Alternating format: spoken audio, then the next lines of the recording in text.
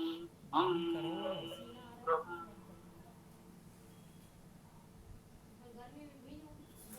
यजुर्वेद अध्याय 1 मंत्र 31।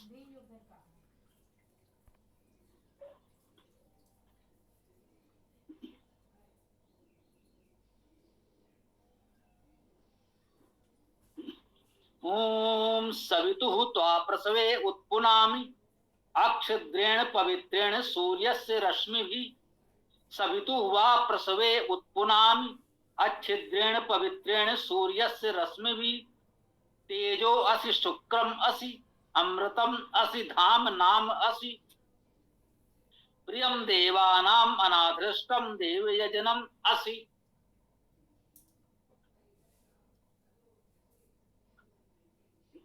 ये यजुर्वेद प्रथम अध्याय का अंतिम मंत्र।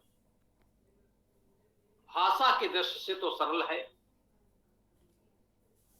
एक पंक्ति पूरी की पूरी इसी मंत्र में पुनरुक्त है, पुनः कही गई है। इसे हम किसी भी रूप में ग्रहण कर लें, एक स्थायी टेक के रूप में गायन किया गया हो या उसे बहुत महत्वपूर्ण मानकर पुनः कह दिया गया हो। कभी होता है, हम कहते हैं इस बात को मैं पुनः कह रहा हूं, दोहरा रहा हूं। कोई महत्वपूर्ण बात होती है तो ऐसा हम लोग करते हैं, तो उस भाव से भी हो सकता है। सवितु त्वा प्रसवे उत्पुनामि, त्वा तुमको सवितु प्रसवे सविता के प्रसव में उत्पुनामि उत्तम उत्कृष्ट पुनामि पवित्र करता हूं। तुमको सविता के प्रसव में उत्तम उत्कृष्ट पवित्र करता हूं। सभी शब्द हमारे परिचित हैं। सविता हम जानते हैं। सुप्रसवे सुऐश्वर्य धातु से शब्द की निष्पत्ति है। सुप्रेरणे धातु भी है इसमें। तो सविता का अर्थ सृजन ऐश्वर्य प्रेरणा हम करते हैं। प्रसवे भी देखिएगा वही धातु है, प्राउपसर्ग। सुप्रसवे सुऐश्वर्य सुप्रेरणे, प्रसवे में भी यही। जो सविता है, सृजन ऐश्वर्य प्रेरणा है, सृजन ऐश्वर्य प्रेरणा स्वरूप सविता देव। हाँ, देव नहीं है, बहुधा सविता के साथ देव शब्द भी आ जाता है। तो सविता देव तो है ही, परमेश्वर के लिए भी सविता कहते हैं, और इन गुणों से युक्त समाज के अन्य विद्वजन देवजन के लिए भी कहते हैं। सवितु प्रसवे, सविता के सृजन ऐश्वर्य प्रेरणा में, उस सृजन ऐश्वर्य प्रेरणा स्वरूप परमेश्वर के इस सृजन ऐश्वर्य प्रेरणा में, कहें उस सविता के सृजन में, उस सविता परमेश्वर की सृष्टि में, त्वा उत्पुनामि तुमको उत्तम प्रकार से उत्कृष्ट रूप से पुनामि पवित्र करता हूं। अच्छिद्रेण पवित्रेण सूर्यस्य रश्मिभिः।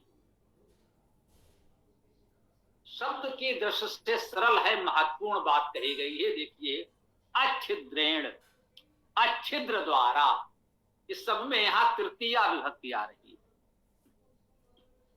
अच्छिद्रेण, अच्छिद्र द्वारा, आ नहीं उपसर्ग है आ।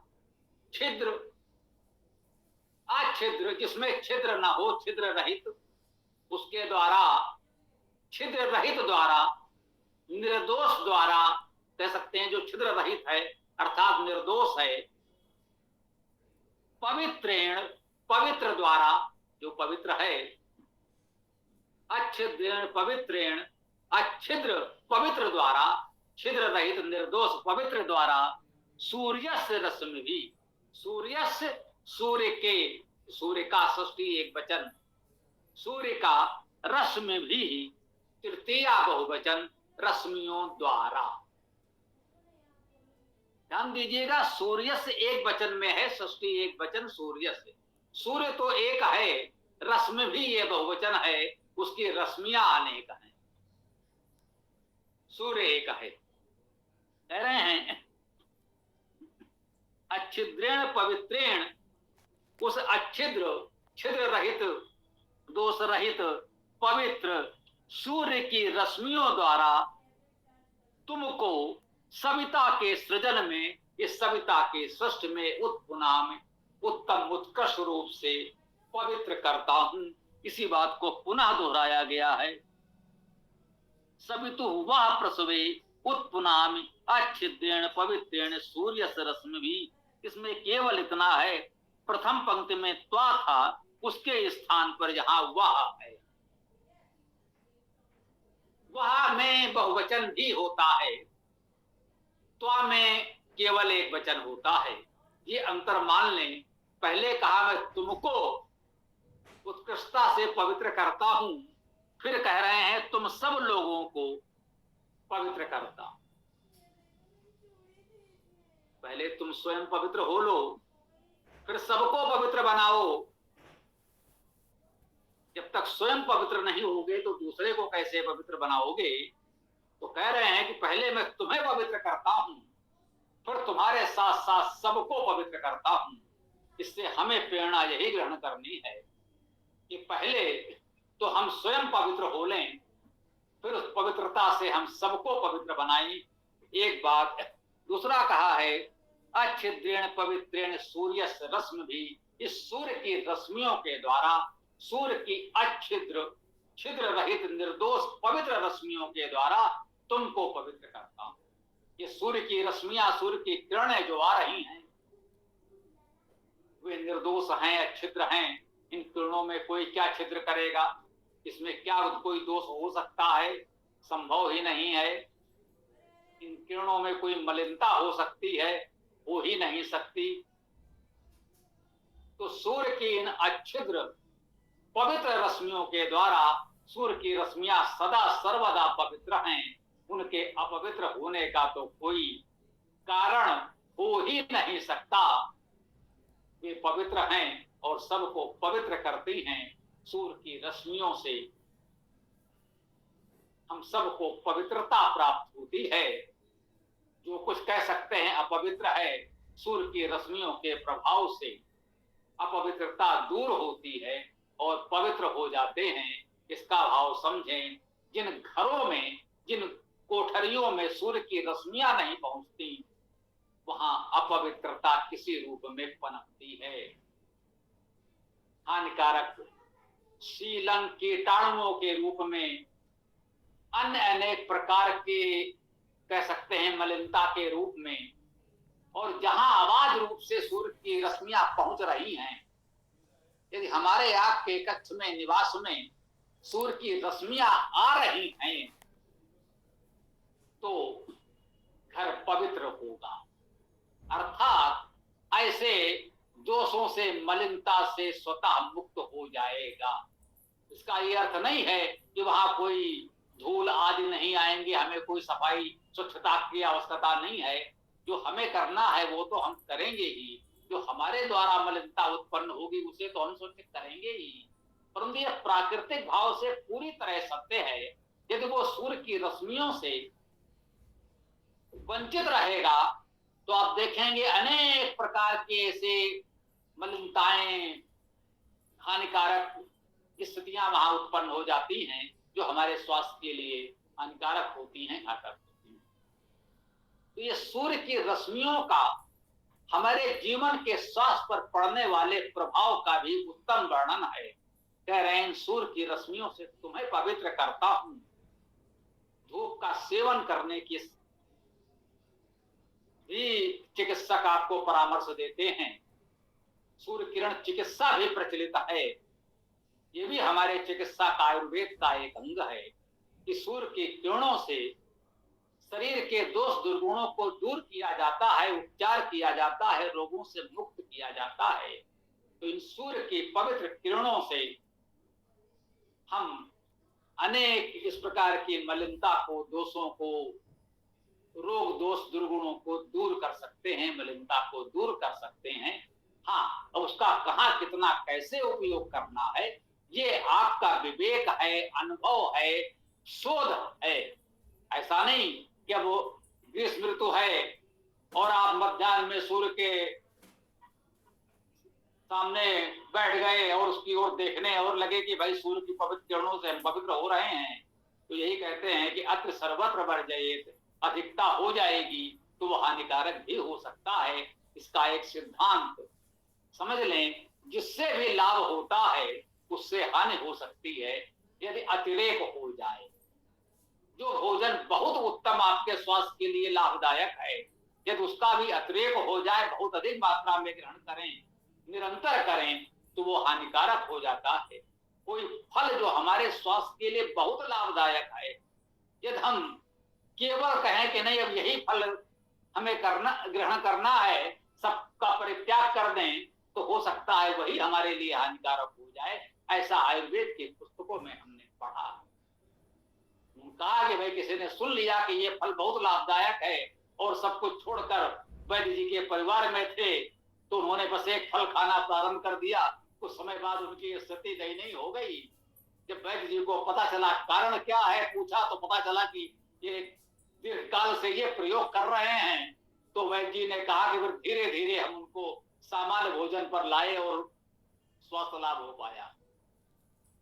तो अतिरेक से बचते हुए हमें सूर्य की रश्मियों का समुचित उपयोग करके अपने आवास निवास को, समाज को, अपने शरीर को पवित्र करना है। इससे हम अनेक मलिनताओं से, रोगों से मुक्त हो सकते हैं। ये संदेश इसमें अवश्य है।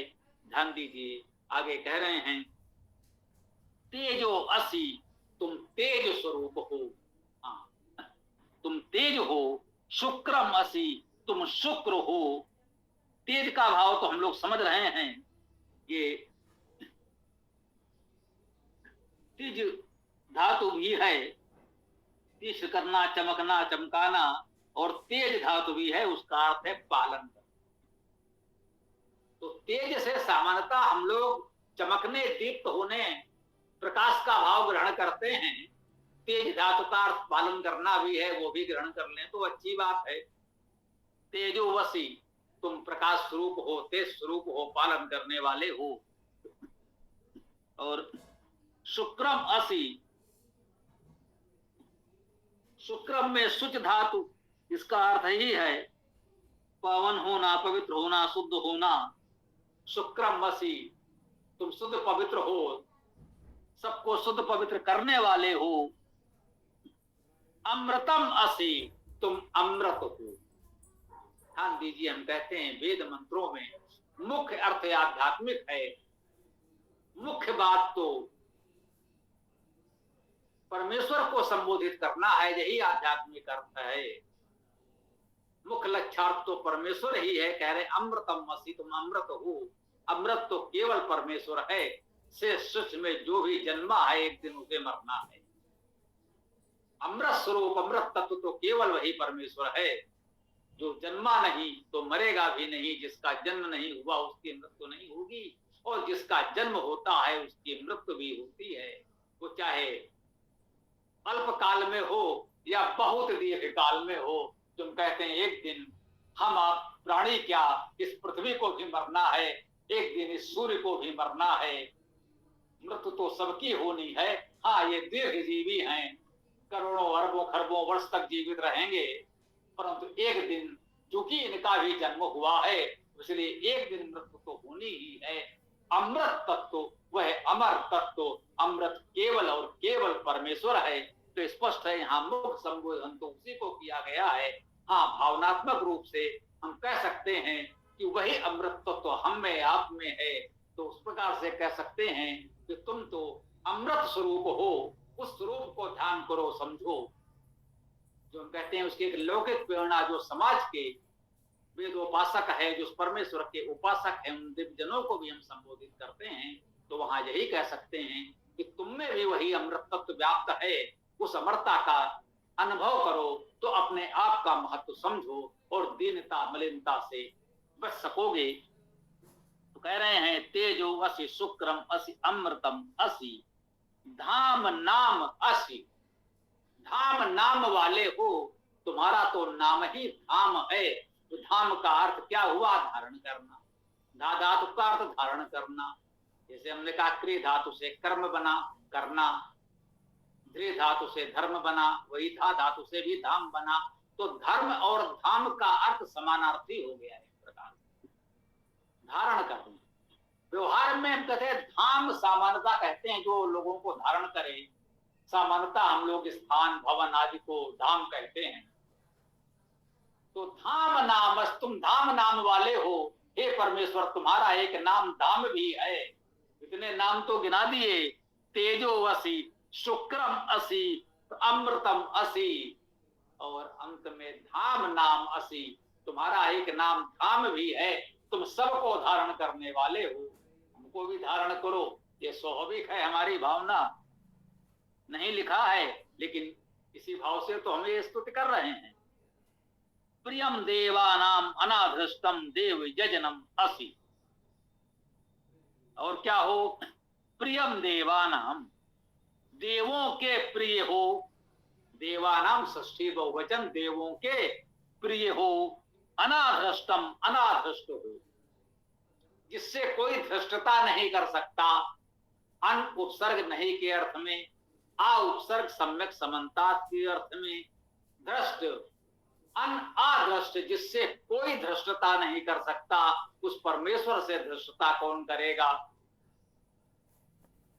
जो बहुत शक्तिशाली हैं वो कुछ साधारण लोगों से, अपने से, निर्बल से, असहाय से धृष्टता कर सकते हैं, उस परमेश्वर से धृष्टता तो कोई नहीं कर सकता। ये तो बिल्कुल निश्चित है। अन उपसर्ग, आ उपसर्ग, धृष धातु का अर्थ है जीतना, अधीर होना। अनाधृष्टम, तुम अजय हो, तुम्हें कौन जीत सकता है। और धृषा धातु का अर्थ भी गर्व करना, धृष्टता करना है। उस परमेश्वर से कोई धृष्टता नहीं कर सकता। और जो उस परमेश्वर के उपासक हैं, उनमें भी ये आत्मबल, आत्मविश्वास होना चाहिए कि आपसे भी कोई धृष्टता न कर सके। फिर भी दुष्ट लोग प्रयास करें तो उनकी उपेक्षा कर दें, यही उचित है। वो धृष्टता नहीं, तुष्टता है। यो मान लें, हम प्रयास करें कि हमारा जीवन ऐसा हो कि हम भी अनादृष्ट हूं, अजेय हूं। परंतु दुष्टों की बात अलग है। यहाँ अनादृष्ट हमारे होने का, अजेय होने का भाव यही है कि हम ऐसे कोई कार्य ही न करें जहां पर हमें लज्जित पराजित अनुभव करना पड़े। कोई आकर बताए कि नहीं आपने ये ऐसा कार्य किया है, तो हमको लज्जित पराजित होना पड़े कि हाँ भाई ये भूल तो हो गई हमसे। तो हम ध्यान रखें, तो हमारे लिए परमेश्वर तो अनादृष्ट है, अजेय है। उसकी प्रेरणा हमारे लिए यही है कि हमारे कर्म जितने उचित हों कि हम अधृष्ट रहें। दुष्ट दुष्टता करे तो कोई बात नहीं, उसकी उपेक्षा कर दें, उनकी चिंता नहीं करनी है। और कह रहे हैं देव यजनम असि, तुम देव के यजन हो। जो भी देव जन हैं वो तुम्हारा यजन करते हैं, तुम्हारे नाम पर यजन करते हैं, तुम्हारे लिए यजन करते हैं। यजन अर्थात देव पूजा, संगति दान कर। वही तो वह परमेश्वर देव है, देवों का देव महादेव है। हम उसका यजन करते हैं, उसके लिए ही हम जो भी हो सकता है पूजन, आराधन, संगति दान करते हैं। जो कुछ करते हैं उसके नाम पर करते हैं। हमें कोई अहंकार न हो। हम दान कर रहे हैं तो हम नहीं कर रहे हैं, ये तो परमेश्वर का दिया है। सर्व समय में परमेश्वर को व्यापक मान करके हम परमेश्वर का दिया हुआ जो कुछ हमारे पास है, जो हमसे संभव है, उसी परमेश्वर स्वरूप को समर्पित कर रहे हैं। और किसी व्यक्ति को नहीं, हम उस परमेश्वर को दे रहे हैं। दान है तो उस परमेश्वर के लिए है। इस भाव से हम दान करें और इसी भाव से लोगों को संगठित करें, तो उसी एक परमेश्वर की उपासना साधना हो और समाज देव यजनमय हो, वेदमय हो। इस वैदिक संस्कृत से प्रोत हो, इस भाव से इस मंत्र की चर्चा को यहाँ विराम देते हैं। आज यजुर्वेद का प्रथम अध्याय पूर्ण होता है। कल से हम लोग द्वितीय अध्याय की चर्चा प्रारंभ कर सकेंगे, ऐसी ईश्वर की इच्छा। ओम खम ब्रह्म।